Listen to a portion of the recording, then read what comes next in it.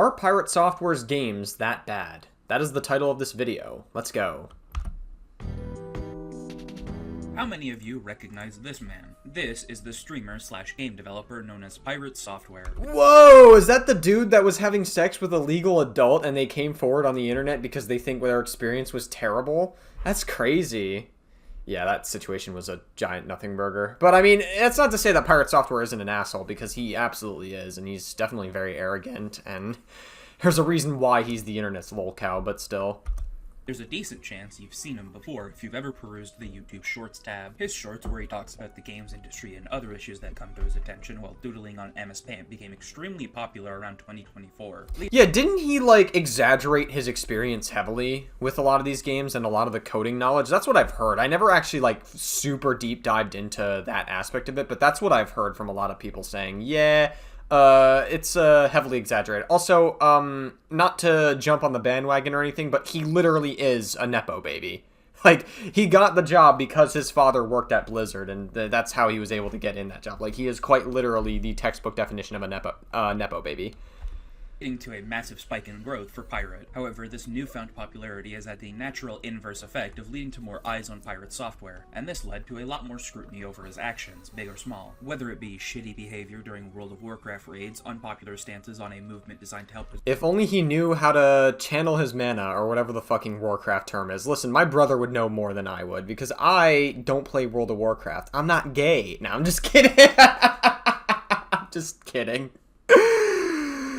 Gay people are awesome, by the way. I'm not dog whistling homophobia. Gay people are awesome. To think this all started from a fucking failed WoW raid is kind of insane. And then, like, all this other drama spiraled out of control. And, Pirate Software lost, like, tens of thousands of followers on Twitch. It's kind of insane.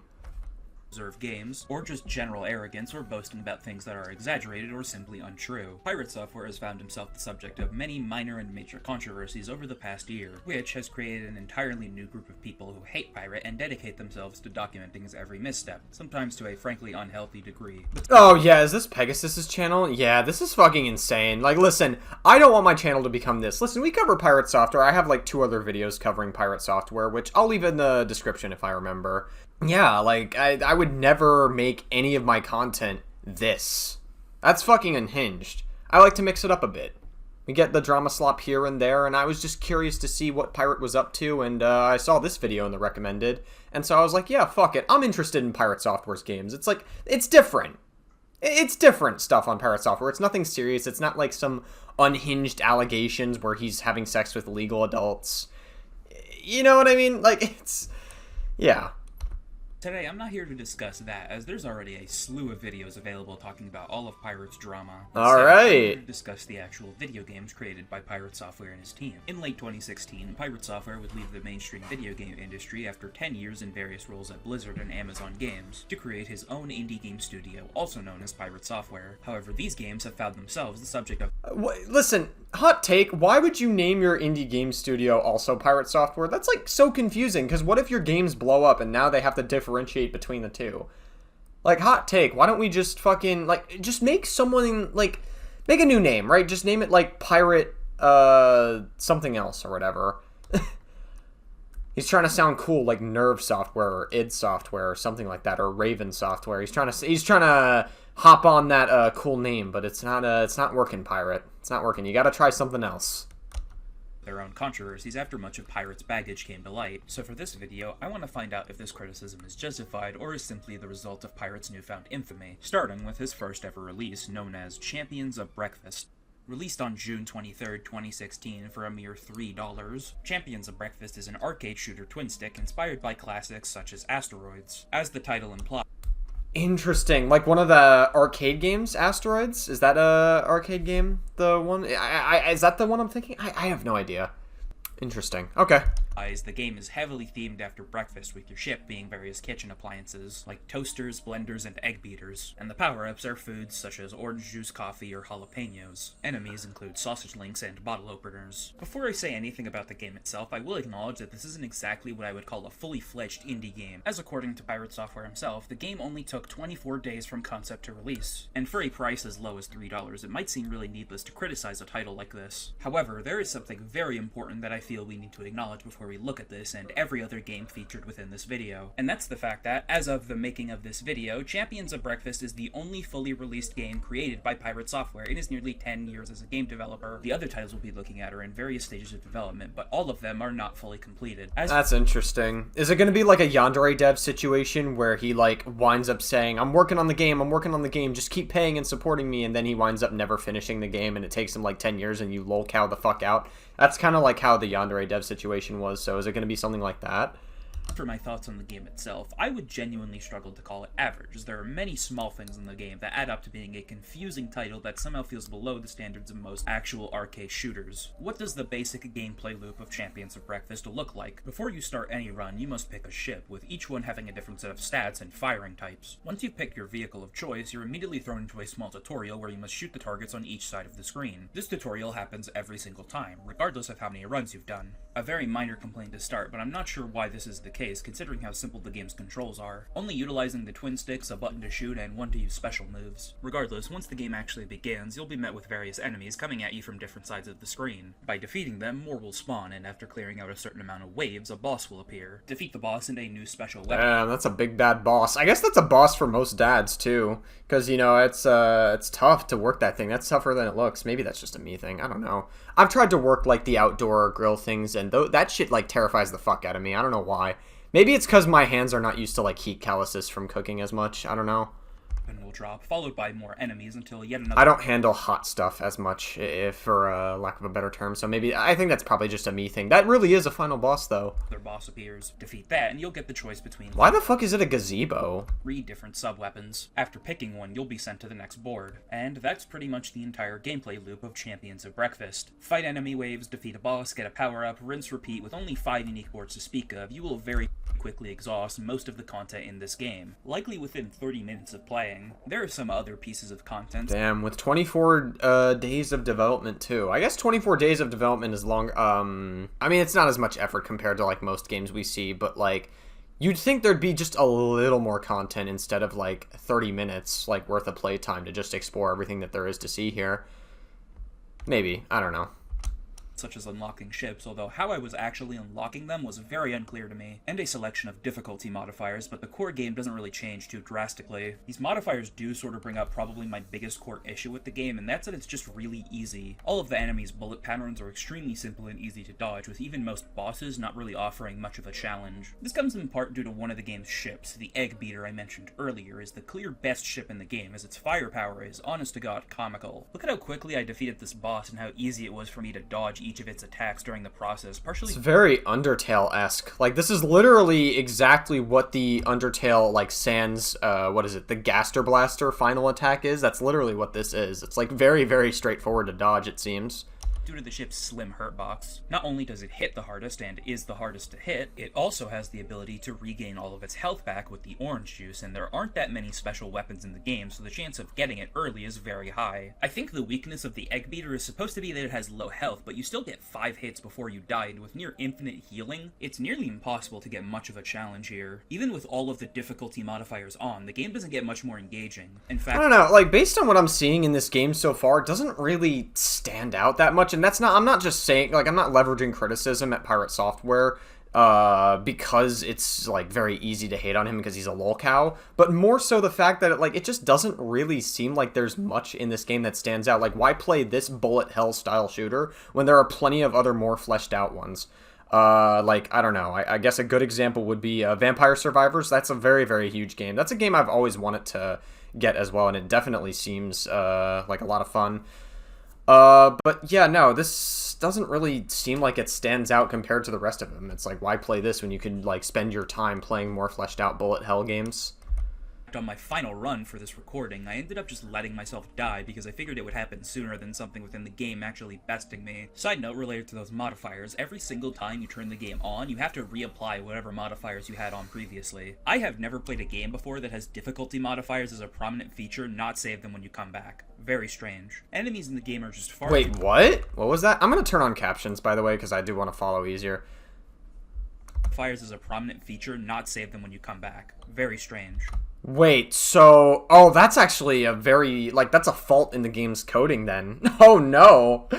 Damn, Mr. fucking Master Coder who claims to know what he's talking about has a bug in the game. Oh no. Did he get anyone to playtest this game? I'd be curious if anyone, like, ever playtested any of it. Enemies in the game are just far too simple for them to be any real challenge, and they almost always specifically come in groups that contain the exact same enemies, so there's not really a ton of variety with specific groups. Another thing that makes them quite easy is the fact that enemies only start spawning once another wave has been cleared, meaning you can safely take your time taking out enemies as there's no threat of more spawning. This removes a pretty massive part of arcade-style games like this, as there's no pressure to take out enemies quickly in fear of more spawning and getting overwhelmed. Even with enemies on screen, there's often very little threat, especially with melee-based weapons, as they just mindlessly move towards you. And since no other enemies spawn to make this a threat, I can safely move around in a circle. Boss fights are even less threatening, having somehow more predictable and easy patterns compared to enemies. Some bosses have shields, which confused me at first, until I figured out— That's crazy. Also, that gazebo sprite is... It's not terrible, actually. This gazebo sprite's not terrible. But my question is, why is a gazebo a final boss fight in a game like this? That doesn't really make a lot of sense for, like, a food-based game. Like, you'd think kitchen appliances and house appliances and like house objects would be like the main theme of the game. What the fuck does a gazebo have to do with anything? That just seems so out of place for a game like this. that you have to kill the ads the boss spawns. Why even have a boss if all it's gonna do is sit there and do nothing? At least some of the other armored bosses move a little, but this gazebo literally just sits there and does nothing but spawn enemies. Not exactly an engaging boss fight. While we're on— It's like the icon of sin from Doom. the topic, what's up with the game's theming here? I thought it was supposed to be about breakfast. Why are— Oh my god, I swear to god I did not pre-watch this fucking video. Listen, if I ever pre-watch a video or I've seen a video before, I'll let you guys know. Like, I'll let you know if I've seen a video prior to me reacting to it. Like, that's like full transparency. But like this one I haven't seen. That's actually kind of insane that we like thought the same thing. fighting a gazebo. This isn't even an issue isolated to this one boss, as in general, the game's entire theme is not very consistent, with you fighting things like razors, spray cans, or TV remotes. I bet if anyone criticized Pirate Software, he'd be like, no, you're wrong, and I'm right, that's it. And that's it. And that's probably his mentality when it comes to developing these games, and I imagine they're not going to do as well because he's just not as open to criticism. He doesn't really seem to think it's that big of a deal. Something even as basic as just the game's theming feels kind of off as the I feel like most of Pirate Software's issues could have been completely prevented if he just reacts fucking better. If he stops being such an arrogant, fucking condescending asshole and just, like, actually takes a step back, gets his shit together, and realizes that, like, a lot of the problems is just not being able to take criticism. And, like, people are just not, they just don't want to deal with that shit. They don't. focuses more on household appliances than breakfast. Could have potentially been cool if the game maybe utilized other regional styles of breakfast. British, Japanese, Germany, almost every continent has different styles of breakfast. So that would be a good idea. Hey, you're coming up with better ideas than Pirate Software is at this rate. I'm surprised they didn't try that. Anyways, bosses that don't have shields really aren't much better. There was even one that was so easy I managed to beat it while barely moving. I also found this clip and it greatly annoyed me way more than it should. We have Champions of Breakfast, which is a twin-stick shooter that we made in 24 days from concept to release on Steam. Blew up. It was really, really awesome. It was really, really awesome. Doesn't save difficulty modifiers in between games. And also, it's kind of underwhelming for a bullet hell game. And to be honest with you, it definitely looks very, very underwhelming. that game is pretty difficult, so if you're into Pretty difficult. Oh my god, of course. hard arcade games, that's the kind of thing for you. I want to just clarify That's insane. That's fucking crazy. too, that I'm not asking for some insane shmup level challenge here. I just don't think the basic gameplay here is engaging enough to make me want to play this for more than a few minutes. Again, I do acknowledge that this isn't exactly the peak of his career by his own admission, but I do still think it's not a particularly fun game at all. It feels like the kind of game you'd find within another game like Cyberpunk or GTA, or even something as simple as a Game Jam game. Not something I'd willingly play on its own at all. The only other thing worth mentioning is the game's achievements. You may notice that this game has a staggering amount of Steam achievements. As soon as you boot up the game for the first time, you are immediately bombarded with several achievements right off the bat. This is because, according to Pirate himself, the achievements act as a save file, which supposedly acts as a way to curb piracy. Tried to find a way so that our game wouldn't get pirated because it'd be easy to pirate it. We knew that you could break Steam DRM very quickly. This is your save file. When you first start the game up, it actually checks what achievements you have and it unlocks powers based on your achievements. This is That's interesting. actually the save file for the characters. So you can't. So the problem with I think in concept that's actually that's an interesting concept to have your achievements be your save file. because not a lot of games have that. I do think the idea is an interesting concept. However, Steam Achievement Manager exists as an executable. Like, listen, I'm not encouraging you to use Steam Achievement Manager. It's definitely, like, bannable to use, but, like, people could just boot up the Steam Achievement Manager and then still get, like, a save file that way. Pirated because you can never use the achievements. I'm not sure why you would fear piracy for a game that makes a profit of $2.10 on average, but either way, this claim is completely untrue. I guess that's true as well. I didn't even think of that. I was curious how long it took for the game with the unpiratable DRM to be cracked after it was released, and this is what I found. 1 day and 17 hours after the game was released on Steam, there was already a home rip floating around. If you don't consider home rips to be valid, I also checked to see if any known Where's scene groups had a crack for the game. The scene group Simplex has also had a crack for the game floating around for years at this point, so that unpiratable DRM has been soundly defeated multiple times just after. Oh, it got pirated anyways? Damn. Kind of a L for Pirate Software. After launch. I guess I can also mention some glitches I had while playing, including this one where the enemy went off screen, preventing me from making progress for a bit, and this one that happened while I was just trying to get some extra footage. I have no idea what's actually going on here, as all I did was start a run, and this somehow led to the game's pause menu becoming the main menu. And that's kinda it. That's all I really have to say about Champions of Breakfast. Wow, what an underwhelming game. Jesus Christ. Like, listen, just play Vampire Survivors or like other bullet hell games that are just like much more fleshed out than this game. Like I don't know. There almost seems like no incentive to do it. It seems like Pirate Software is a huge Undertale fan as well. A lot of the game's I guess style of gameplay loop seems to be inspired by Undertale. It is a below-average arcade shooter, honestly not worth the $3 it costs. I fully believe you'll likely get more out of pretty much any basic arcade shooter you can find. In spite of its short and uneventful development, this game is still notable as the only actual full video game released by Pirate Software, as his other main title has, well, quite a troubled history. Strap in, folks, this is going to be a long one. Oh boy. Heartbound is a non-traditional RPG. Oh, yeah. Wasn't Lyric Wolf the person that accused Pirate Software when they both consensually, like, I guess, hooked up as legal adults? Wasn't Lyric Wolf supposed to be the composer for this? Inspired by SNES-era classics like Earthbound, Chrono Trigger, Secret of Mana, Secret of Evermore, and Super Mario RPG. It is also the personal passion project of Pirate Software, as he cites it as the main reason for becoming an independent game developer, having early builds dating back all the way to October of 2015. Unlike his previous game, Heartbound was actually crowdfunded on Kickstarter. The campaign began on February 24th, 2017, asking for $5,000, and managed to raise a staggering $19,272. Damn, so he quadrupled that goal. That's pretty fucking good.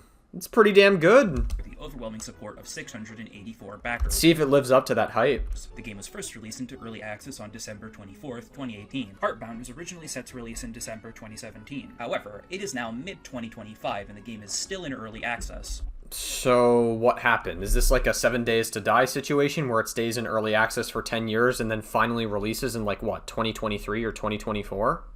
Nearly 7 years have passed, and yet the game remains unfinished. So what happened to Heartbound? Well, the game's launch would be delayed a full year, instead releasing on December 24th, 2018, and would instead release into early access, only having 2 of the planned 5 acts fully playable, and steady progress would be made on Animus up until September. Pirate states that Heartbound's third act, Animus, had already had all of its assets created, and that it wouldn't take 6 months to release. This promise was initially kept, and progress seemed to be made, as a small portion of Animus would release the next month, and steady progress Seems like a really cool game in concept. Like, I actually, like, I know, like, a lot of people are gonna shit on Pirate, like, for this game, and there's, like, a different thing, and there's probably gonna be something that, I'm gonna see later about this game specifically, but, like, the concept and, like, all the gameplay loops, like, that happen in this game, I don't know. It seems like a pretty damn cool concept. I don't know.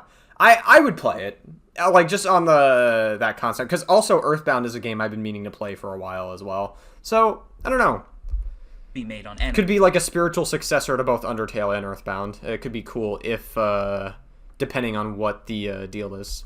Up until September 7th, 2019, with Pirate stating that this would be the final patch before Animus would release. While this promise wouldn't come true, on January 12th, 2020, the first character's stories would be added to the game, and it would gradually receive other updates and character arcs up until December of 2023, where substantial updates would come to a complete halt and the game would be left nearly abandoned for a full year. During this time, Pirate Software would consistently lie about the game's progress on stream to viewers who asked, only to admit in an update video released on January 19th, 2025, that he had done virtually no work on the game over the past year. Oh. That's very shitty. What the fuck? That's It is. so... Wow. 98% complete, and the overall game is 89% complete. The Clash is super ready, and that's kind of what we're working on right now. Animus is at 99% completion. It's 6 months ago. I was also really close to finishing Animus, but then the community exploded in size, and now I'm finally actually close to finishing Animus. For real this time. I'm really glad. The next update should finish up Animus, which I've finished the writing for finally. With Heartbound, I've actually been working on it off stream every day, like I have been for months, and I'm done with most of the writing for the end of Animus. Like, it's basically done. How's Heartbound's progress? Heartbound's doing really well. I actually finished a whole bunch of like dialogue stuff for Animus last night, and basically I'm just working on the combat scene for the end of Animus now, which is nice. It's like the last piece I need. Finally finished the grand majority of writing needed for Animus and Heartbound. Yeah. Animus is basically finished. I'm pretty happy with it. This was my whole last year, and navigating all of that stuff took an immense amount of time. And because of that, I stopped working on games. I am a fairly patient... So, he basically just fucking lied about his progress. That's so pathetic. I wonder if it's like an ego thing, where maybe he's like doing it to try to make it sound more competent than he actually is. That's really fucking... That's insane. Like, I feel like if you're having trouble with developing the game, there's nothing wrong with, like, being like, hey, listen, I'm just having some trouble working through some things. You know, that's all. And also, I know Pirate Software... I wonder if Pirate Software thinks that asking for help, there's, like, something shameful about asking for help. Because I feel like that... I wouldn't put it past him to think that that's, like, a legitimate ego thing. He's like, no, I'm a game developer. I know what I'm doing. I can do this myself. I wouldn't doubt that that's probably one of the reasons that he's, like, getting caught up in this. It's kind of crazy. Person when it comes to waiting for games to release, and I fully understand that making a fully fledged video game is a massive, expensive, and time-consuming process even for some of the industry's biggest companies, let alone one person. So I am perfectly understanding of the fact that Heartbound has taken a long time, but has all of it been spent on a worthwhile product? To start, let's take a brief look at Heartbound's website to get a better idea of what the game is supposed to be like. Here, Pirate talks about some of the unique mechanics featured within the game, such as items and consumables. Consumables have been replaced with what I feel are more interesting mechanics. Powers that can trigger in combat under certain conditions or from investigating objects in the world, exploration, and player choice. Every time you interact with an object, talk to an NPC, forget to turn off a light switch, or disregard a sparkly bush, the game remembers this and will change subtly for all further interactions. That's pretty cool. It's kind of like Silent Hill, where Silent Hill 2 was never about your overt actions on how you got your ending. It was always about all the subtle things you did in Silent Hill 2. And I think that's pretty, that's like a pretty neat concept. Like I said, I think Heartbound is a really, really cool concept. It's certainly much better than, like, the first Appliancer game. What was it called? It was, Champion of Breakfast. That was the game. I forgot the name for a moment. But yeah, no, Champion of Breakfast is kind of a not so great game. It's a bit doo-doo. But this game sounds really, really cool. I don't know. I think it has a really cool concept, and I feel like Pirate Software should have... Like, I know he wants to work on it by himself because he wants to prove he can do it by himself, but I feel like asking for help in certain parts is really not, like, there's nothing wrong with that.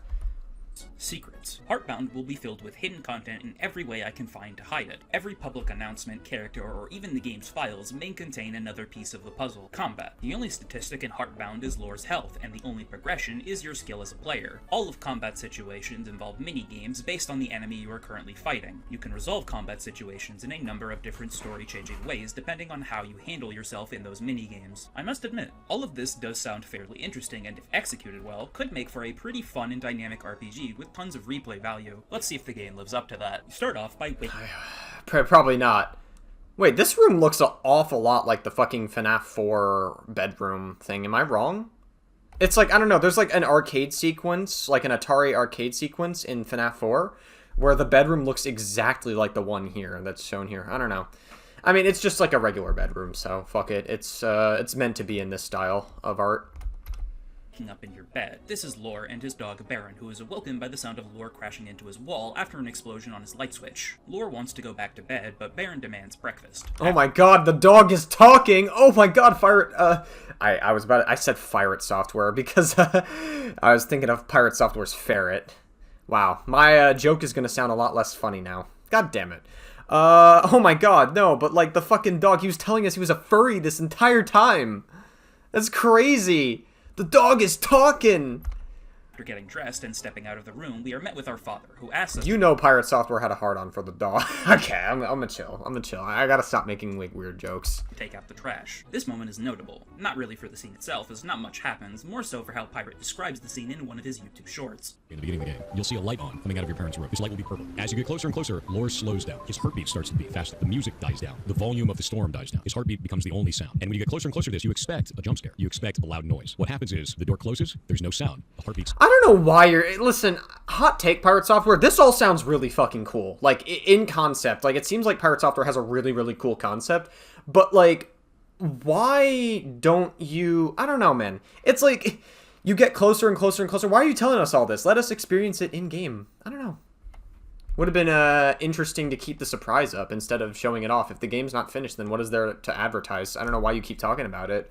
I think that is like a legitimate, valid criticism you could give to Pirate Software. Is like, if the game, you weren't spending that much time on development, which we saw earlier in this video, then how come you're literally showing off these segments? And I don't know, man. It just doesn't seem that, like... It doesn't seem like the right thing to do. stops, and the thunderstorm slowly rises back into place. Now, let's look at the actual scene within Heartbound. Hey, moron, the kitchen's and the trash is overflowing. Could you take it out, would you? Doesn't really resemble the actual product now, does it? Let's hope this isn't a trend. After feeding Bear, Oh, that's interesting. So did he wind up just not going through with it? Maybe it was, okay, so if we're gonna be charitable to Pirate Software, maybe it was like a concept he was working with and he decided not to do it. This is why, when you're a game developer, you absolutely should not advertise things or show things off that are not gonna make it into the game. Because the game is still under development. So you don't want to make promises that you can't keep. You don't want to make promises to people who are excited for your game that you can't keep. This is exactly why you should never show that kind of stuff off. And I feel like Pirate Software is really fucking himself over, even if you do extend charitability to him. and we head out to take out the garbage, and after that, we head back inside, and Barrett comments on how he's had a really good time. Somewhat odd, considering how little we've done so far. I assume he's trying to build and showcase the bond between Lore and Baron, but this line comes out of nowhere given the context. I feel like this line would make a lot more sense if there was more we did together, but as is, it just kind of feels strange. This is why, I don't know, man. Like, listen, I know the whole point of indie game development is that you're able to do it by yourself, but, like, I don't know, man. I feel like getting some people to help you out would be, like, better, you know?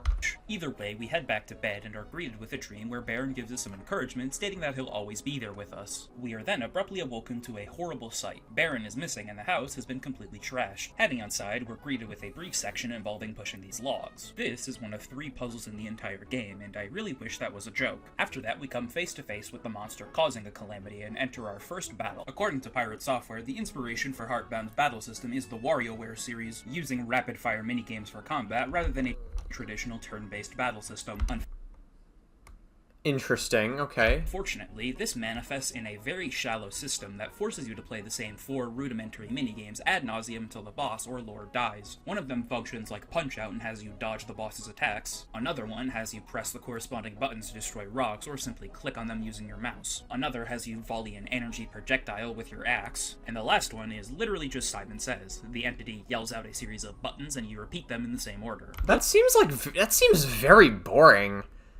I'm not gonna lie, like, listen, this was kind of, it's kind of Undertale-esque, but, like, playing minigames, like, listen, to mix up every single fight, that's kind of cool, but, like, this just seems very boring for the player. Like, you're just sitting down, and you're just, like, you're pretty much just doing more glorified QuickTime events from, like, Resident Evil 4.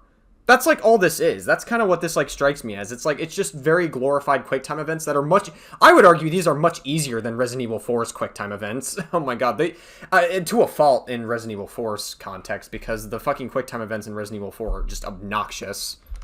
Those are the only attacks you need to worry about, and outside of a basic counter you get, there is no other interaction you can have with this fight. There is no other way to approach the battle, which massively goes against what he stated earlier about combat. This first encounter is completely scripted and ends after a certain amount of turns when Lore is saved by a character known as Binder, who brings Lore to his home and immediately sends him on his way inside this grandfather clock. If you're at all confused by the story in this game, then don't worry, I was too, and the multiple playthroughs that I've done didn't really help to illuminate much of the game's true narrative. This Binder character especially confuses me, since he gives virtually zero introduction for who he actually is, and barely has 5 minutes of total screen time in the entire game. Despite this, the website treats him as one of the game's main characters, having his own dedicated art that looks really nice, but it's for such a nothing character. While we're on the topic, I do want to give one piece of praise to Heartbound, and that's that the game's actual sprite work is overall quite nice. It's pretty good, actually. I do like the sprite work, but it just seems, I don't know. I think the problem with some of these games is that Pirate Software seems to just be making all these promises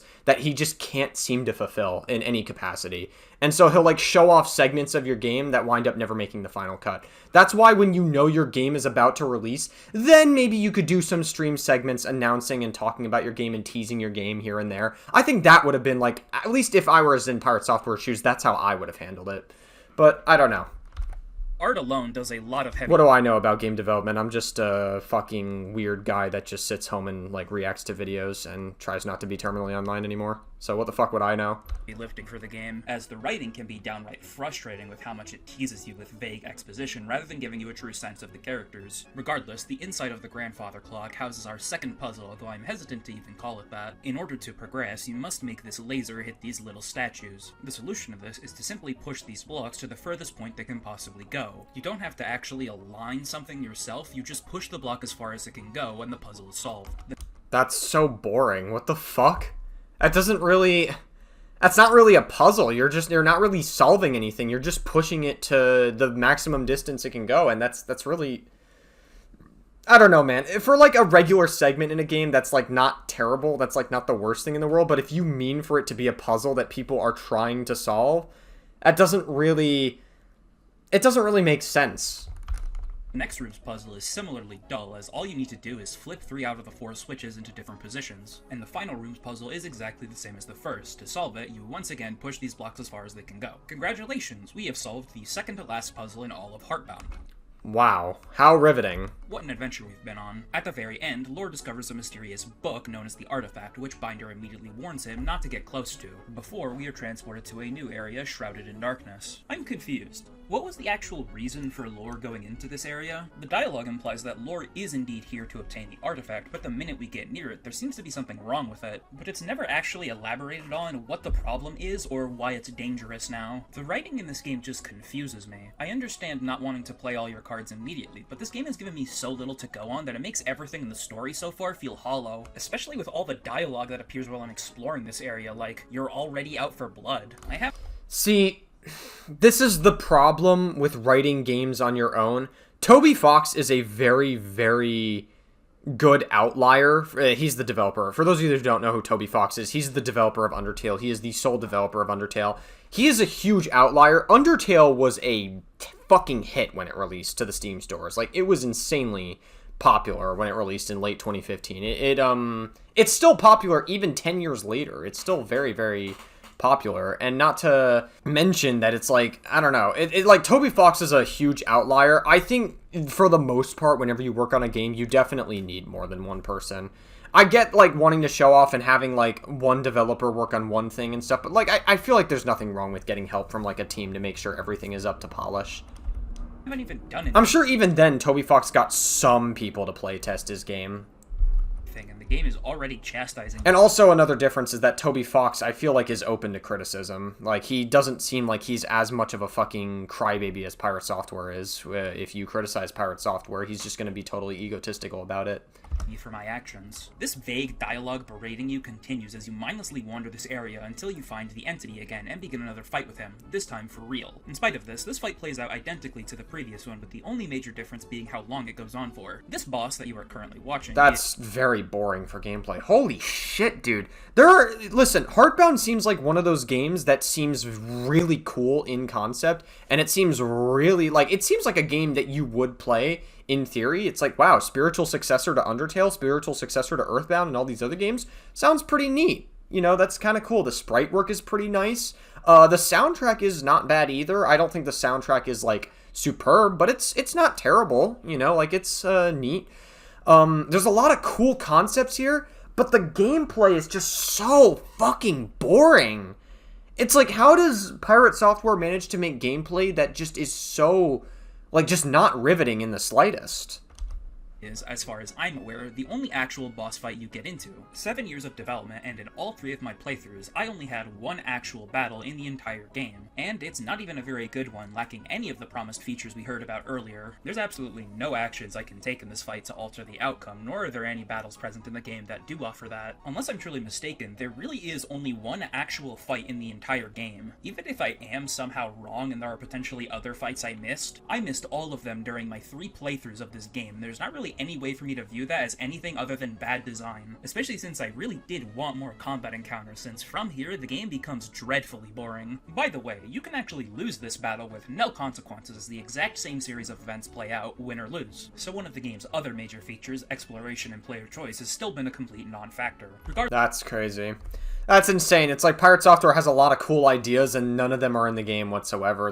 I don't know, man. That's insane. Regardless of what happens, it's revealed that the entity we've been fighting is Baron, and he is then turned to stone by the artifact, spreading his souls into 3 separate parts. This concludes Act 1 of Heartbound. Not a fantastic first act in my opinion, but at least for me, I think the game actually peaks at this part. If for nothing else, then simply the fact that it is the only part of the game that felt like it was trying. As from here, Heartbound evolves into a mindless slog devoid of any substantial gameplay or gameplay period. Outside of the boss fight at the end, nearly the entirety of what we just experienced was actually almost the exact same as Heartbound's initial demo given out on Kickstarter. According to Pirate Software in a 2017 interview at Comic-Con, this demo was made in only 6 months. And the other one is Heartbound, which is a more story-driven RPG. And we've been working on that for about 6 months. We put it up on Steam Greenlight. It got Also, Pirate Software, my guy, I don't know what the fuck happened. You got like such longer hair and you got like old, I don't know, dude. What the fuck happened to Pirate Software? He looks so different here compared to like years later. He's like a typical fucking id Software dev that gets older. Except they don't grow out their hair. They wind up shortening it, it seems. rank 1, so it was massive success. And then we put it up on Kickstarter, and it got funded in 24 hours, and then ended up with 400% funding. So people really, really like the game. And we have an hour-long demo here and on our website. So, in 6 months, Pyre was able to make a nearly fully complete Act 1, and yet in 7 years, he has been unable to finish Act 3. What possible reason could there even be for such a massive shift in the speed of your output? According to Pirate Software, the biggest hurdle making the game take so long is actually the writing. When the primary bottleneck isn't code, it's actually writing? Now, as someone who takes their content very seriously, I know full well that writing is a very difficult process. And for Yeah, sure. me personally, it does take a pretty long time to get right. With that being said, and having experienced the actual quality of writings within Heartbound, I have no idea how the game's writing could possibly be the thing holding the game back. It's not like the game uses particularly complex language or anything. Again, I know how hard it can be to write, but 7 years for what is actually in Heartbound currently is frankly beyond ridiculous considering the caliber of writer Pirate is. Anyways, from here you're allowed the option to pick from one of 2 sections. Act 2 on the left side, known as the Tower, and Act 3 in the middle, known as Animus. We'll be starting with Act 2 since it's the only one here that's fully complete. Act 2 begins with Lore awakening inside this small office space. This will be our final puzzle in all of Heartbound, so savor it while you Lore, no! can. Here, we must find the correct combination for this keypad. You can get a hint towards the answer by checking the lone computer in the room, which also tells you that you can skip the puzzle by simply inputting 7 ones into the keypad. And now that we've done that, we have completed the final real puzzle you will ever see in Heartbound. I have to ask, Wait, what was that puzzle? What? can. Here, we must find the correct combination for this keypad. You can get a hint towards the answer by checking the lone computer in the room, which also tells you that you can skip the puzzle by simply inputting 7 ones into the keypad. And Why? now that we've done that, Is this like meant to be like an Undertale kind of gag? Like I know Undertale had like weird gags where you could like skip puzzles, but it was like for goofs and gaffs, and there was always like a catch. I don't know. we have completed What like why is like what's the point of that? Is there like even a punchline to this? the final real puzzle you will ever see in Heartbound. I have to ask, why include a hint towards the puzzle and a way to simply brute force it in the exact same dialogue? I understand wanting to include something to make the puzzle easier for people who can't solve it, but I didn't even ask for this. Why would a player ever actually solve the puzzle as intended if they're given an easy way out before you can even start piecing an answer together? Yeah, that's very strange. It's like I know Undertale has like very weird like gags in the game that could make you bypass certain things, but like it all had a purpose in Undertale. In this, it just seems like it's meant to cater for people who don't feel like solving a puzzle, but like I don't know, man, that doesn't really make a lot of sense. If that's I don't know, man, like that just seems like bad design. Once we're out of the room, we meet our dad, who asks us to leave immediately That's your dad? God damn, bro. What fucking explosion did he get caught in? before she finds us. And then, instead of throwing Wait, what? out of the room, we meet our dad, who asks us to leave immediately before she finds us. Before she finds us? Oh, they're talking about someone else. I was about to say, did the dad become transgender or something? We love our transparents, by the way. Transparents are a W. And then, instead of throwing us out, he instead moves us to a new area. Well, I say new, but it's actually just using the It same... looks like, this guy, like, listen, he kind of looks like a glorified version of the John Black Ops operator from Call of Duty Black Ops 6. same darkened space we saw in Act 1, and unlike that one that was at least a real area to walk around in, this one is a simple hallway ending with a chamber, once again housing the artifact. You may think there's some puzzle here, but there actually isn't. Just flick the switches on. No critical thinking needed. After this, you're transported to a new area within the tower and are greeted by a character who immediately begins messing with lore. This is Joe Regular, and I assume he's supposed to be... What the fuck is that character? and are greeted by a character who immediately... Kind of looks like, he kind of looks like the, there's like this character on Courage the Cowardly Dog. I can't lay my finger on it, but there's a character from Courage the Cowardly Dog that looks exactly like this character. I can't exactly lay my finger on who it is, but it definitely, if any of you guys know, do feel free to leave it in the comments below. He begins messing with lore. This is Joe Regular, and I No, lore! Oh no! assume he's supposed to be funny, but I never really found anything he said particularly humorous. From here, you're free to explore these cubicles, but there's... It seems like throughout this game, you actually don't really have a lot of choices to make. Like, it seems like that element of choice to affect your ending just isn't there. Maybe it's because the coding for it doesn't exist yet because the other acts haven't been finished, if you want to, I don't know.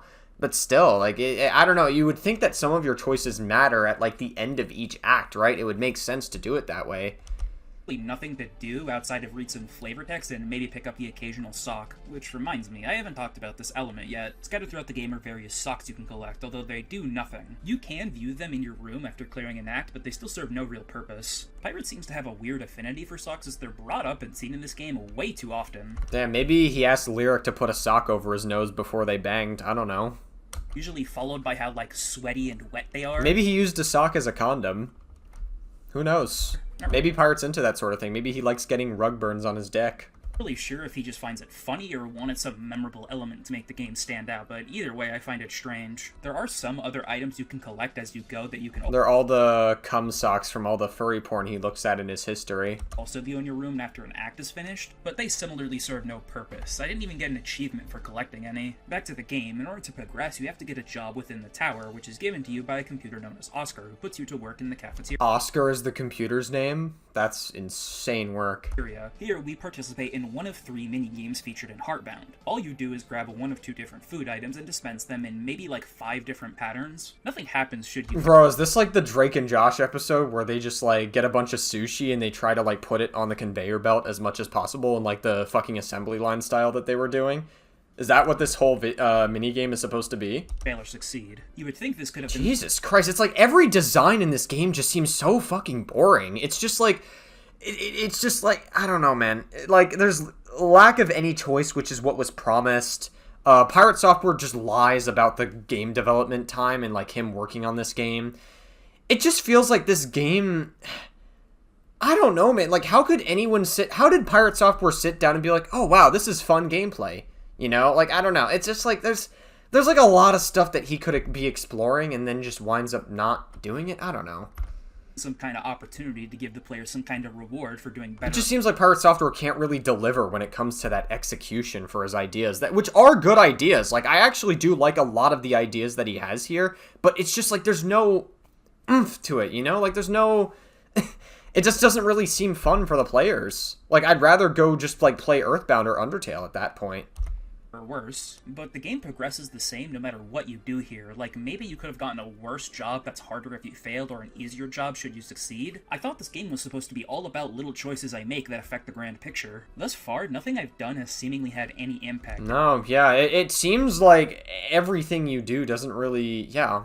And this isn't really something that'll change as we go through this part, as from here, there's virtually It doesn't seem like that's going to be throughout this game. If we haven't seen it up till this point, it doesn't seem like it's going to show up in any meaningful capacity later. I highly doubt it. no gameplay to speak of left for Act 2. This singular, mediocre minigame is the only source of actual interactive gameplay to speak of. For the next hour or so of gameplay, you'll be doing fetch quests. What exactly do I mean? Well, after that thrilling job, you're placed to work in IT, and instead of creating another minigame of some kind, you instead collect various items for different characters. Around this time, we get introduced to something I like to call a music transition room. You see, Pirate Software seems to lack the ability to naturally transition his music, so instead, he creates empty corridors where once you reach a certain point, the music will begin to transition.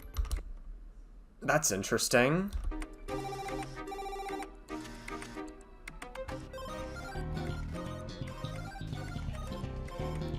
That's interesting. What the fuck? There's no way you can't just set like a different room to have play different music?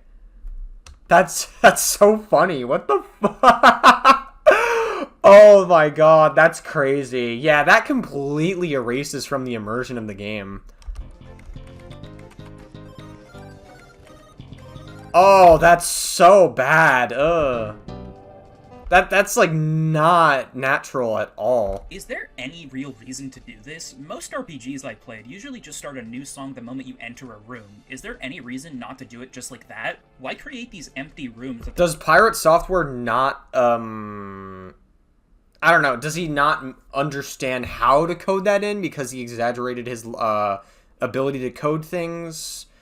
I don't know. I've heard some people say they looked at his code and they say it's it's not so great. The player is forced to walk past every single time just for a music transition that doesn't even sound very good at all. Now's also a good time to mention there's no run button in Heartbound, so what you're seeing in my footage is the only speed Lore can move at. I know Pirate said he wanted to make a Listen, I'm not gonna get on Pirate for that because it's the same way in Undertale. There's no run button in Undertale. I don't know if there's a run button in Earthbound either. Yeah, I mean, like, I don't know. I'm not going to get on Pirate Software for that too much, because if you make the game not much of a chore to go through, then, like, I don't know, like, why even... Like, because Undertale doesn't have a run button either, so, like, why even bother including that? Traditional RPG, but why forego some of the genre's most basic quality of life features? Anyways, after you're done collecting all these items, you are then reassigned once again to the mailroom, where Lore begins stamping letters as they come. This isn't a minigame or interactable for the record, Lore just does this on his own, and as he does, the area around us begins to darken as Lore has thoughts of comfort in his new situation. This scene is apparently Pirate Software's favorite in the entire game. Why? Your favorite part of Heartbound? Yeah, it's a scene in the tower in which you are stamping envelopes. It's my favorite for two reasons. One, it's a clever ruse. It's a scene that doesn't end until the player actually touches the keyboard or the controller. It can actually go forever. It's infinite. And two, it's kind of a story about how it feels to be stuck in a shitty job, one that you get nothing out of, one that's just something you do every day. And it talks about that the entire time that you're sitting there doing it. You can actually leave instantly. You can... I don't know. I mean, like, I get the idea, but, like... I don't know, man. The problem with that Pirate Software is that, like, it's just... The game is not really amounting to anything. Like, the story up until this point with your dog Baron and then, like, the Binder character, which wound up not really meaning much, even though the beginning of the game, or I guess, like, when you read up on the game, it describes him as, like, a huge major character, but he only seems to appear for a grand total of, like, 5 minutes. I don't know. It's just, like, one of those things where it's, like, the story just seems like it's just not amounting to anything. Like, it goes from one thing, then another thing, then another thing, then another thing, and it's like you never have time to really immerse anything. And it just feels so, like, you just don't really have a reason to care about it. I feel like, again, it's another example of Pirate Software having a great idea, but, like, the execution just seems... It's just not there. Few issues I have with this. For one, this kind of mindset of being completely fine with complacency in a job is not one I can relate to personally. My bigger issue though is why would Lore or the player well, I don't know, maybe I don't think a lot of people are going to relate to it nowadays. People are going to have a tough time relating to it, especially after COVID, when people just like never matured after COVID and a lot of people are just unemployed, especially with the job market now. Kind of stinks. It is what it is.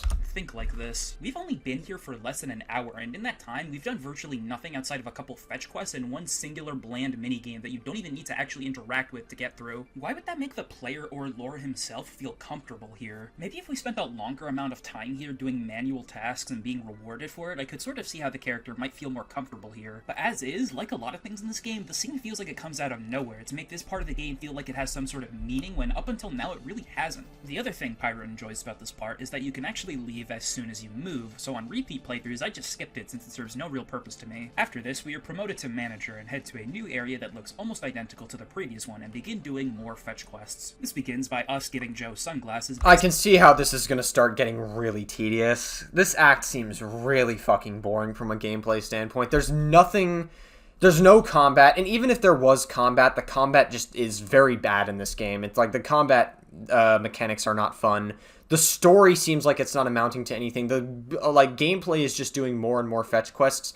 It really just seems like you don't really have a reason to care in this game whatsoever. Like, why bother playing this when you can play something much more engaging like Earthbound or Undertale? Like, if you want your game to stand out, then have it stand out. Have the gameplay actually mean something. Like, have people play test your game instead of just... I don't know, man. It's just like there's so much in this game that just looks so boring. On the deal with it meme. What a fucking dated joke. Anyways, after that, Joe tasks us with getting coffee via this coffee shop that It could be fine, honestly. I don't really care that much. is once again impeded by a music transition room. After giving Joe his coffee, It's definitely like oh hey, Pirate Software's a bit of a boomer with his memes, but it's like, whatever, who cares? we are given Let him be a boomer. Let him make these references. the ability to whistle. The only thing we can do with this new ability is use it on the pool directly next to Joe in order to get a locket. This is one of several items you need to reach the boss of this act. Small thing, but at that point, why not just have Joe give me the locket as a reward? Why make this slight roundabout way to get the item? Was Pirate just that big of a fan of this whistling portrait? Another small thing, but every time you collect one of these items, a small cutscene plays every single time, gradually adding to the scene with each new item. The other items are gotten by using a coin given by Joe on this vending machine. Another hangs from this part of the coffee shop, which means if you didn't get it the first time, you have to walk through the music transition room again. Another one of the items is gotten via this gym, which to access, you'll have to go through another music transition room. I guess now might be a good time to talk about the music. Pirate Software seems pretty proud of the music as he actively plays it on... Yeah, I mean, I don't know, like, the Heartbound music just seems a little... It doesn't seem terrible, it just seems not that great, and it seems a little bit repetitive, and it can give... I could see how it can give people a headache after a while. stream and boast about It doesn't seem terrible, though. Like, it's not the worst video game soundtrack I've heard ever. the fact that this game has over 100 unique tracks. However, for the most part, I didn't really find any of the music in the game too memorable. No offense to the composer, but most of the music didn't do much for me. The best one is probably this track featured within the Grandfather Clock.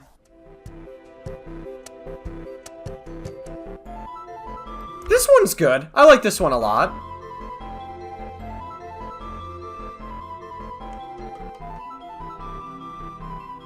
That's cool. I like that one a lot, yeah. Anyways, the last item is obtained in the room in front of the boss's door. This last item only appears once you've collected all of the other ones. Nothing in the game indicates that the item has appeared here, so you just kinda have to guess where it is. Not super intuitive design. After collecting it, we learn a bit about Lore's mom, who appears to be rather abusive with how she talks about him. If it Oh, damn. Is Pirate Software projecting a little bit?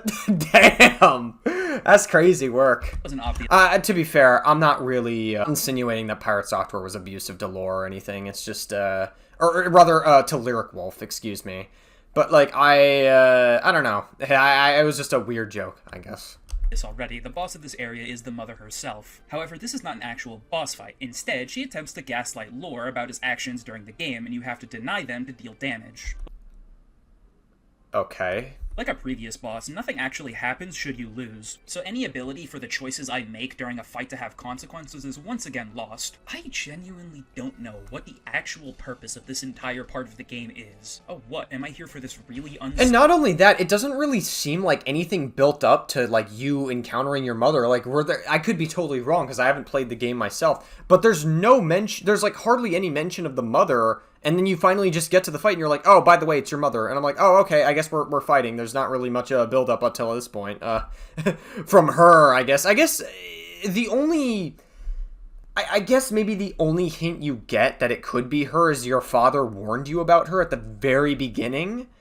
So that's like the only hint that you realistically get, but you don't really have enough to build to say, oh, by the way, it's the mother. It just sort of, it happens, and it's just like, oh, okay, that's cool. I don't know, man. I feel like what Pirate Software maybe could have done is made like the mother almost like a ongoing threat for this section. Maybe they could make her, I guess, kind of similar to how Mr. X is in Resident Evil 2 Remake, where she's a constant threat in this area and you have to like run away from her or else you'll like you'll suffer consequences if she catches you, etc. I don't know. I feel like there's like so many different cool ideas you could play around with that story-wise, but instead you just like, I don't know, it just seems very weird. Subtle Pokemon reference? That's my favorite part of the classic SNES RPGs. Surface level pop culture references. There is virtually no gameplay during this part, and the story has continued to disappoint. Having 2 entire acts of the game go by without truly explaining or elaborating on anything is unbelievably frustrating for me as a player, and the next part of the game, Act 3, Animus, won't really add anything to this playthrough. As mentioned before, Act 3 is unfinished, and has remained that way for 7 years. This is in spite of the fact that Pirate Software and his team were able to create virtually all of Act 1 within 6 months, and the game's second act being made within a year. As for what is within Animus itself, this act opens up with Lore waking up inside of the home of Circe, an anthropomorphic possum. The entirety of Animus is made up of— Damn, more Gooner bait for Pirate Software. He's really projecting all of his Gooner bait in this game. I like, you could just see it. You know, you've got, like, Baron, you've got, like, that weird fucking lizard thingy or whatever in Act 2, and now you got these characters. It's like Pirate Software's really trying to tell us something here. It's kind of crazy work, bro. We're seeing, this entire game is just Pirate Software search history in a video game. That's all this is. characters like this, kinda like Winnie the Pooh if it was made by modern-day furries. Lore remarks on these characters by saying, "Talking animals. I finally lost it," in spite of the fact that Baron, Lore's best friend, is himself a talking animal. That's fucking hilarious. Oh my god, that's so That's honestly fucking crazy. The fact that Lore just seems like so unbothered by Baron talking, but then all of a sudden these are talking animals that is just seemingly not aware of. That's honestly crazy. That's great. I have no idea why this line exists, and it's not even a good joke, so I'm really not sure why he says this. It also completely contradicts his actions earlier in the game as well, which means the story, stuff like that, little details like that, make people care about the story even less. When you have things that actively contradict your story and details that don't matter previously, people are naturally going to care less about the story when you have contradictions like that, and that's just an unfortunate reality. Now, I'm not saying you have to make an overly complex story. Sometimes stories work best in their simplicity, but when you write stuff and you constantly contradict and undo things from before, it just seems very, I don't know, people just care less.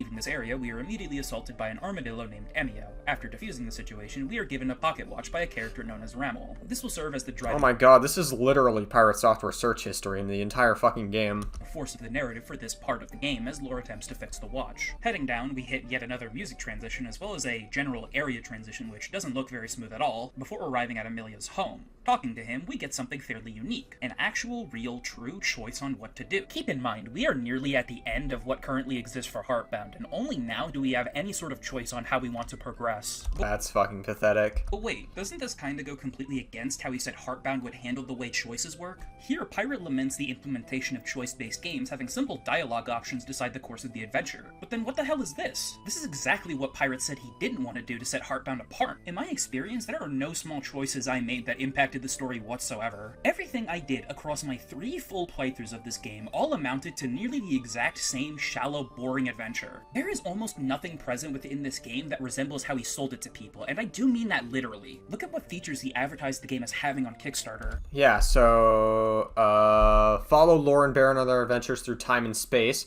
The problem with following Lore and Baron on their adventures in time and space is that fucking Baron winds up dying in the first act. What the fuck?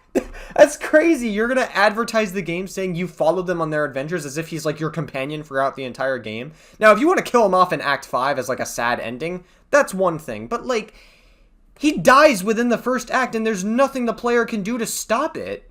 That's fucking crazy. Handle combat through a series of unique minigames reminiscent of WarioWare, which, by the way, the combat in this game is fucking boring as all shit. It's like not... it's very bad combat. And the dialogue and all the like small actions that you can do, yeah, those don't matter in this game. None of it matters. Nothing matters at all. Follow Lore and Baron on their adventures through time and space? Well, Baron only follows you for an extremely short portion of the beginning and doesn't accompany Lore in his adventures otherwise. Handle combat through a series of unique mini-games reminiscent of WarioWare. Well, I guess this is technically true. There is one battle in the game you can engage in with mini-games, but I'd hardly call Simon Says unique. More importantly, I find it kind of insane that you're comparing yourself to WarioWare when you're failing to even take into account one of the most basic aspects of the game, its variety. Literally the first set of microgames featured within the original WarioWare has more variety than the entirety of Heartbound. For that reason alone, I think it's more than safe to label this as another failed promise. Change the story Yeah, that's true. Yeah. through exploration and interaction with the world, not just through major dialogue events. It also kind of goes to show, it could be like a sign of laziness as well, because it's like, why bother advertising?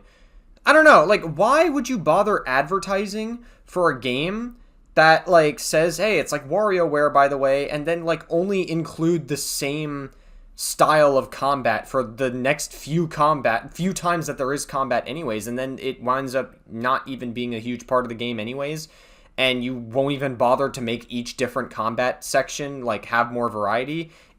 That could just be, like, a sign of laziness as well. It's just so weird. Small things, like leaving the lights on, investigating a book, or ignoring that Viking brand dog food. Well, we've already gone over in depth why this isn't really a thing, so again, a failed promise. A massive series of optional cryptograph puzzles that can be solved as a community. This isn't something I've gone over, but Heartbound actually has an ARG.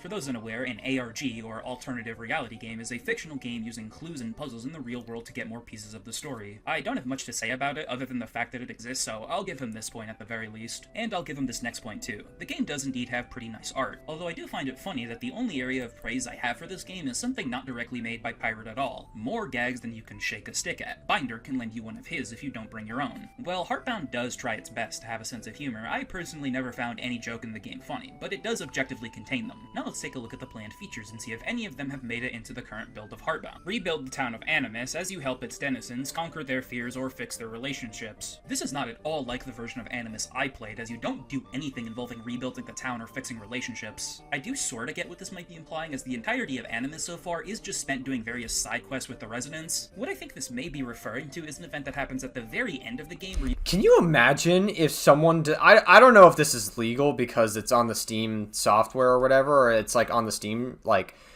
store, but can you imagine if someone did what they did with Yandere Simulator and they just like remade the game from scratch and made the coding immediately better than the fucking game developer themselves, and that took them less time, and they were able to like remake all of this but make it better, make your choices actually matter, and what was advertised actually matters in the game, but all the content and all of Pirate's vision would still be in this in that like remake of the game. Can you imagine if someone like actually remade Heartbound? Bro, he would fucking lose it on stream. He would have like a stop killing games level of crash out, I feel like. you meet an old married tortoise couple whose relationship is strained. However, before you can even do anything with these characters, Heartbound ends. I'm not joking. Literally, right as we get into an element that even remotely resembles what he wrote about the game ends. And again, there's no rebuilding of the town present in this version at all, so I'm just gonna go ahead and label this as an unfulfilled promise. Collect mounds of secret goodies to help you through the trials and tribulations ahead. This is not true at all. There is nothing I ever collected that served a greater purpose. There's barely even trials and tribulations. The Ace Attorney game of the same name has more gameplay than Heartbound, and those games have actual fun stories with humorous writing that doesn't make me physically recoil. Tons of additional characters and combat encounters. Well, like, yeah, that's not happening. There's like literally hardly any combat encounters, and we're on Act 3 at this point. Characters, maybe. There definitely are some characters. I could see that vision, but combat, forget it. And also, the combat in this game is terrible, so... I guess this is technically correct, but I feel like adding new NPCs isn't exactly a super great selling point. And as we've gone over already, there are no more combat encounters than the one we've experienced so far, so this is yet another failed promise. More expansive areas to explore. This is just a flat-out lie. The only areas in the game are extremely restrictive and have almost nothing in them to do outside of the game's main story. Not only that, but Animus isn't even one connected area. Every time you complete a character's storyline, you are immediately locked off from the previous area, and a new one appears out of nowhere. Oh, that's really bad. Is there like maybe there's like a coding error that happens whenever you interact with an enemy and then you, or interact with an NPC, and I guess Pirate maybe couldn't find a way to dance around it, so he's like, fuck it, I'm just gonna lock you away so you can't see what's there afterwards. I don't know, just another lazy dev thing. To allow you to reach the next character. Pirate Software. I get that game development is very tough. It's not an easy thing to do. Game development is really, really stressful, and it's tough, and it's not meant to be easy. It's not meant to be a walk in the park. If anyone could do game development, then we would be seeing all sorts of different things. I don't know. But like still, there's like aspects of this game that really fail to deliver what's actually promised, and it's inexcusable from Pirate Software at this point. Like, it's getting to the point where no matter how much charitability you try to have for him, from his perspective, it's just like there's not really much you can say that would make it better.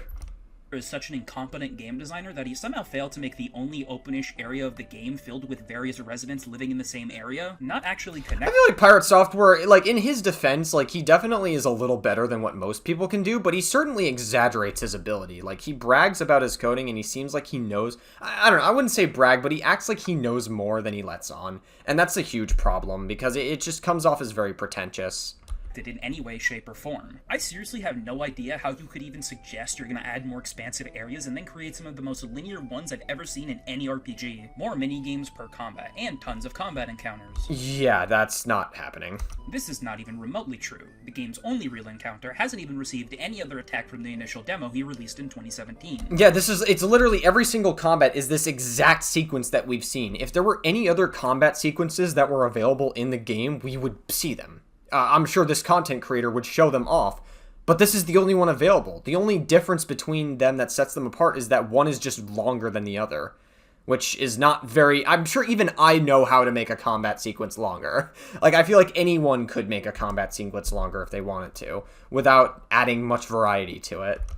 More than 8 years later, and he has not found the time to create a single new minigame for this one battle, let alone tons of combat encounters. The final planned feature, learn about others by living through their memories if you defeat them in combat, is once again not something I ever experienced in the game, since the only battle I ever got into had no actual option, so I'm gonna go ahead and label this yet another failed promise. In my opinion... I feel like someone should just remake the game at this point. Just give it the fucking Yandere Simulator treatment and just see how far it can go, while keeping Pirate Software's original vision for the game. Maybe change some story aspects, because like some of the story writing is kind of ass. So maybe change some aspects of the story, but only make them better, but keep the general vision of what Pirate wanted there.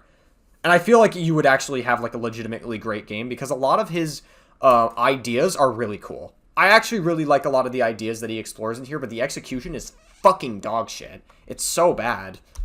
Nearly every single promised feature here has never actually materialized in any way, shape, or form. In the near 10 years Heartbound has been in development for, the game has somehow devolved and failed to realize the vision originally presented. And I really don't get how he hasn't accomplished anything close to what he wanted the game to be. The game he initially envisioned Heartbound to be is ambitious, sure, but far from impossible to create. As for Animus itself, there's virtually nothing else to go over here, as you just go through each of these characters' side stories, which boil down to say the good thing or say the bad thing. The good dialogue option is always on the top, and the bad one is always at the bottom. The game attempts to goad you into picking the bad option literally every single time it comes up, and it just gets very annoying very quickly. And if you're wondering, even... It also comes across as a little bit on the nose as well, because it's like, pick the bad option, pick the bad option. Oh my god, this is the bad option. Think for yourself, be selfish. No. It just feels so, like, on the nose. It's like...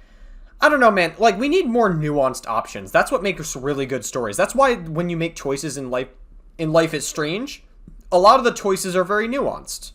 You know, like, you can make a choice that seems better for this category, but there's an incentive to choose the other decision. There's always a drawback and an incentive to choose each decision. And when you have this black and white thing where it's like, think about road, think about yourself, oh my god, be selfish or whatever, it's very on the nose. And that, like, is a bit, like, just corny, you know? Like, from, like, a design perspective, from a story perspective, it's just very corny. And again, it's just little things like this make people care even less about the story.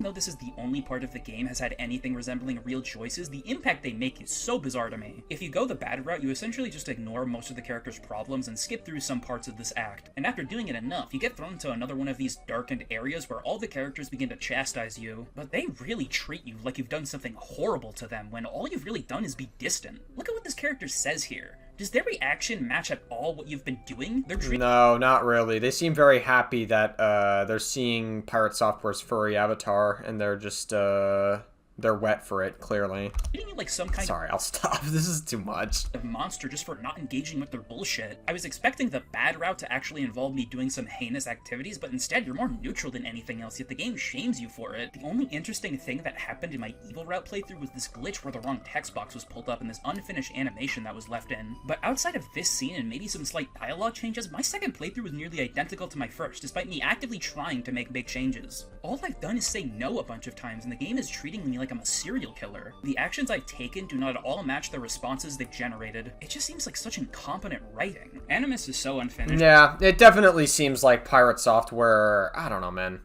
There's just like so much Pirate Software could have done with this game, and it just seems like not only does he lie about the development time, but it seems like it's not amounting to anything. Like there's nothing here. Has so little gameplay that it's impossible to fully dissect, but everything currently in the game doesn't fill me with a ton of confidence in the final product, nor do I think it's something that should have taken this long. Something really interesting I stumbled upon while watching a few pirate shorts was this claim he made while talking about some of Heartbound's earlier builds. It sucks, dude. And that's okay. Because now, it looks like this. And now, it has full day-night cycles. And now it has tons of environments in a... This is just a complete fabrication. There is no day and night cycle present in Heartbound whatsoever. Oh, he's just lying. Oh, that's so fucked. Oh my god. Like, so not only was he lying about features that were promised before, but he's just lying on his YouTube shorts to try to sell his fucking game that's never gonna get finished. This really is Yandere Simulator 2.0. That's exactly what this is. Oh my god, I clocked it at the beginning. That was a joke. I was like, is this going to be a Yandere Simulator situation? Is that what this is going to be? That was just like a mere joke that I was just throwing out there baselessly without actually having any context, but it seems like I was like fucking in a weird way right. As I always am. I'm always right. I always know what I'm talking about. Unlike you, Pirate Software, that when you claim that you're always right on something, I'm always right on something. That's me, not you, Pirate Software. Just saying. Claimed this was a feature all the way back during Animus's first ever patch back in 2019, stating that it takes a full 24 minutes for a cycle to happen. So I tested this and waited a full 24 minutes, and nothing happened, not a single change to the scenery occurred. The part he's showing here in this short is always set at night, and the time of day never changes within the game. You're just teleported here after a cutscene. There's not even any way to actually leave this area, so once again, it's another part of Animus that's completely disconnected from the rest. Outside of that, we've pretty much talked about everything in Heartbound. Overall, I'll be blunt, I think this game is terrible, and in no way, shape, or form feels like a game that's had nearly a decade spent on it. So far, Pirates games are batting 0 for 2, but wait, we still have one more title to cover. Yeah, I don't know. Like I said, I think Heartbound has a lot of, cool concepts, but it's just, it seems so boring overall. It's a very lackluster game. There's not really much to it. There's not a lot of incentive to play the game or care about the story or just like anything about this game whatsoever. Kinda. Kill the Moon is another twin-stick shooter released by Pirate Kill the Moon. Software. I say this kind of looks like Commander Keen in a bit, or it's like the 2D side-scroller. Released, but this game actually hasn't released at all, only having a playable demo. Supposedly, the game will begin development after Heartbound has finished, and since Heartbound has been struggling to release even one major piece of content in nearly 2 years, and since Kill the Moon has received absolutely zero updates since this post, I find it highly unlikely that the game will ever actually come out. Still, let's Yandere Simulator 3.0. try not to be too cynical and take a look at this demo to see. No, you could be cynical. I don't care. Like, it definitely seems like Pirate Software. It seems like Pirate Software doesn't actually care about his own game. What this game could like, he pretends to, and he says, like, his games are his baby, but he doesn't really seem to act like it based on what I've seen. potentially offer should it ever come to exist. Because if that's his baby, then he must have some really low ambition for, his games. You start off in the small purple space area, and the only thing you can do is enter the portal to begin the actual game. Stages in this game are randomly generated, which in my opinion is probably the worst way of handling levels in most cases, as intentional level design almost always works much better in 2D games in my experience, but let's see if the game handles it well at all. All the player has to do to progress is move forward. The only things impeding their progress are these small dinosaur creatures. When killed, their skeletons spawn and will continue to attack you. There are also occasionally these spiky areas that require a spring to get through, as well as the occasional power-up once you've reached a certain stretch. And yeah, that's pretty much it. What you're seeing now is essentially the entire demo. I think there may also be some sort of boss should you reach the end of this level, but I couldn't even be bothered to get that far. The game just doesn't feel great to play. More dinosaurs. There's a lot of animals in Pirate Software's games, I've noticed. There's so many fucking, like, animals, like, everywhere, like, left, right, and center. And I'm just thinking to myself, all these games. It's literally Pirate Software search history in fucking video games. With the food in addition to that, because some people use food in their kinks, I guess. You know, whipped cream is quite a thing you could use. I don't think the twin-stick gameplay works for something like this. Kinda makes me long for something more akin to Contra. I think the game is supposed to be fast-paced, but it doesn't really have any movement options outside of a double jump to make the game feel faster. Outside of that, I really don't have much to say about this. It feels more like an alpha for a game rather than a simple demo. I have no idea why you would ever announce and release a demo for a game in the state Kill the Moon is currently in. Only other comment I have is that the music is terrible.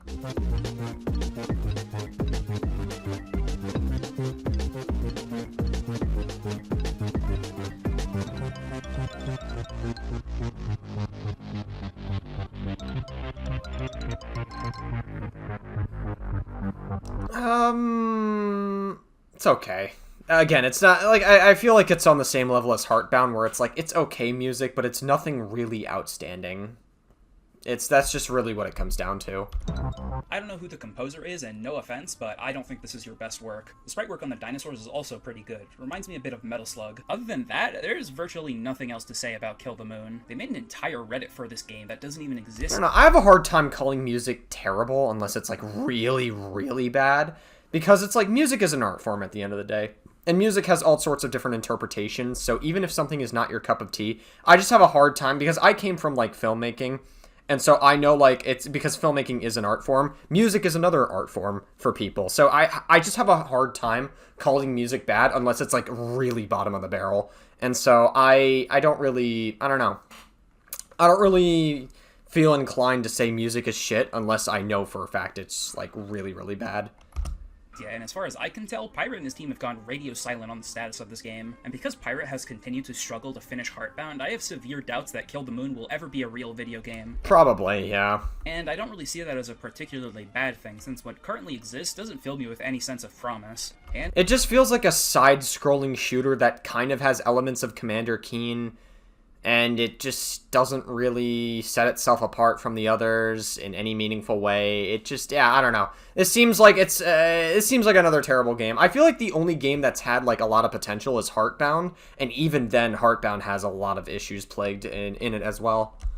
with that, we've covered every single video game created by Pirate Software as of the making of this video. AKA Pirate Software search history. There are some other miscellaneous things like a Minecraft mod and some creations made eons ago on Newgrounds, but I don't think these matter for the video. In Pirate Software's 10... I'm curious to know what the Minecraft mod is. Do we have any, like, knowledge on what Pirate Software's Minecraft mod was? years as an indie game developer, he has made one game in early access, and a demo for a title that will likely never release. It's amazing to me that Pirate Software, of all people, won an award for being a game dev, considering how poor not only his output is, but the quality of the games themselves. I guess if you can just sit on Twitch and be pretentious about your coding and pretentious about your game development skills and everything, you can make it, as long as you're just a big giant fucking Nepo baby, right?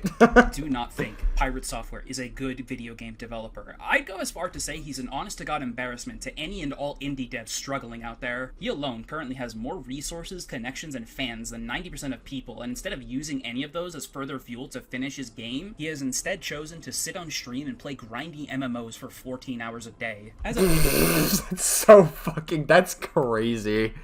That's fucking insane work. A massive fan of the RPG genre. Oh my god. It is insulting to even include Heartbound in the same league as the games that inspired it. It is astounding to me that he could make something that doesn't capture any of the elements that made those games special. I don't think he has any fundamental understanding of what actually made these games good, and as someone who spent a large portion of his life playing most of the titles... And I will go as far as to say, I don't think these games are going to get better either, because why would they?